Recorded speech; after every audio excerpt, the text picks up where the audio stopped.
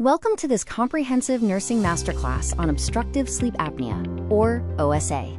This video is designed for those preparing for exams like NORCET, AIIMS, and ESIC. Let's begin with a question. Which of the following is the most common anatomical risk factor for obstructive sleep apnea? The correct answer is B, obesity and increased neck circumference. Excess adipose tissue in the neck narrows the pharyngeal airway, making it highly susceptible to collapse during sleep when muscle tone decreases. Next question.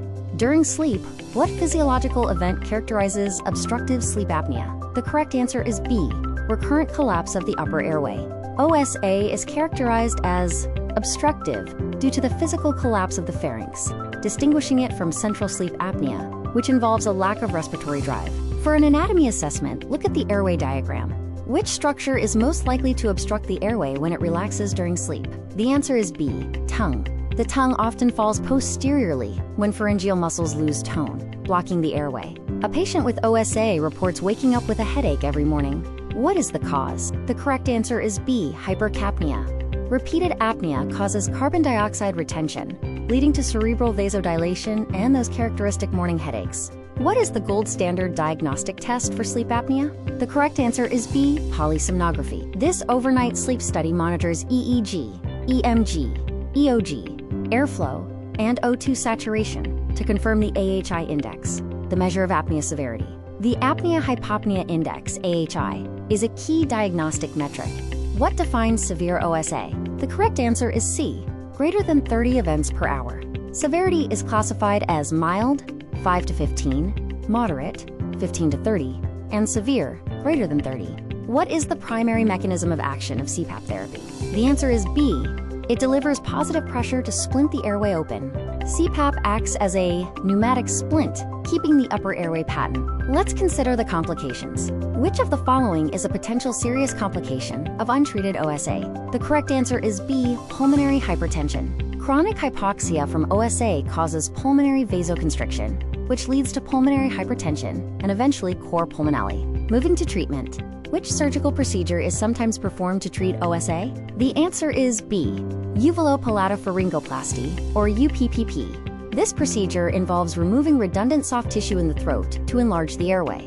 What is the best sleeping position for a patient with OSA? The correct answer is C, side-lying or lateral position. This position prevents the tongue and soft palate from collapsing backward and obstructing the airway, which often happens in the supine position. A patient on CPAP complains of a dry mouth.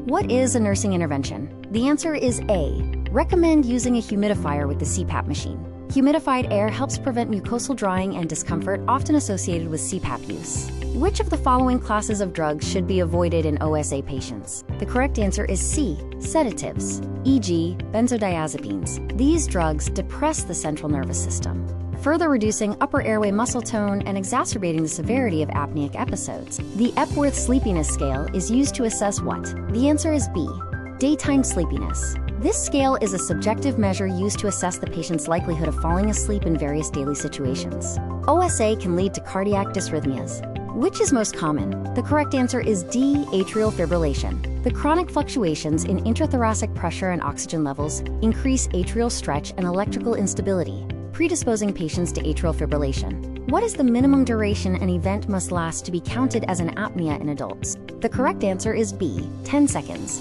An apnea is defined as the complete cessation of airflow for at least 10 seconds. Hypopneas are partial reductions lasting 10 seconds with a drop in oxygen saturation or an arousal. Let's review non-invasive treatments. Which of these is a non-invasive treatment for mild OSA?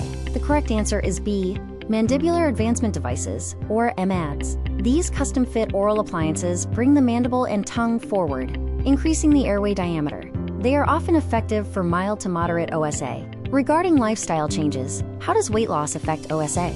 The answer is D. Weight loss can reduce the severity of OSA. Losing weight, particularly in obese patients, decreases tissue volume around the pharynx, reducing obstruction.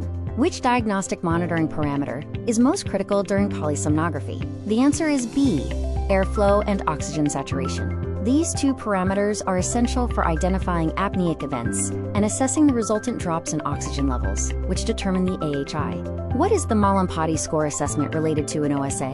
The correct answer is B, visibility of the soft palate and pharynx. The Mallampati score estimates the size of the oral airway opening and is used to predict intubation difficulty and potential for airway collapse. Which respiratory disorder is most commonly associated with OSA in overlap syndrome? The answer is D, chronic obstructive pulmonary disease or COPD. Overlap syndrome is defined by the coexistence of OSA and COPD. These patients have higher morbidity and mortality.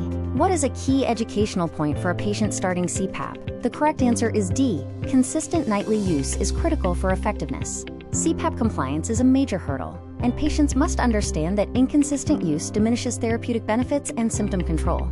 Finally, which finding is typically seen in an arterial blood gas, ABG, of an untreated severe OSA patient? The answer is B, compensated respiratory acidosis, high bicarbonate.